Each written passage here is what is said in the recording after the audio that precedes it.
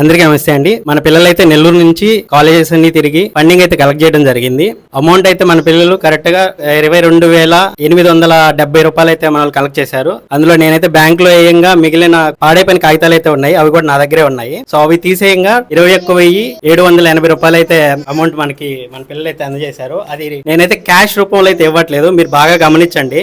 ప్రతి ఒక్కరి క్యాష్ రూపంలో ఇస్తున్నారు. అన్నే చెప్పినాడు క్యాష్ రూపంలో నాకు వద్దు తమ్ముడు, డైరెక్ట్ గా ఇంపాక్ట్ గురుకి నా ముందే వేయని చెప్పి అన్నే చెప్పాడు. ఆ విధంగా అంత జెన్యున్ గా ఖచ్చితంగా ఎవరైతే ఉండలేరు, మీరు దయచేసి దీన్ని గమనించండి. ఖచ్చితంగా ఇంపాక్ట్ గురు స్కానర్ కి అయితే వేయండి. క్యాష్ తీసుకొచ్చి ఇవ్వడం వల్లే ఇప్పుడు ఇంత పెద్ద ఇష్యూలు అయితే జరిగిపోయినాయి. దయచేసి దీని అయితే గుర్తుపెట్టుకుంటారని కోరుకుంటున్నాను. తమ్ముళ్ళు మీకైతే చాలా థ్యాంక్స్, మన అన్న వాళ్ళ కోసం ఫండింగ్ అయితే కలెక్ట్ చేసినందుకు. ఇప్పుడైతే మన తమ్ముళ్ళు కలెక్ట్ చేసిన అమౌంట్ అయితే నేనైతే మీకు లైవ్ లో అయితే చూపిస్తున్నాను, కొడుతున్నాను. 21,790 రూపాయలు అయితే మన వాళ్ళు కలెక్ట్ చేశారు. వాళ్ళు కలెక్ట్ చేసింది 22,000 చిల్లర. అది రిమైనింగ్ కాగితాలు కాబట్టి అవి కొంచెం డ్యామేజ్ అయి ఉన్నాయి, అవన్నీ నా దగ్గరే ఉన్నాయి. అవి కూడా చేంజ్ చేసి నెక్స్ట్ ఫండ్ అయితే యాడ్ చేస్తాను.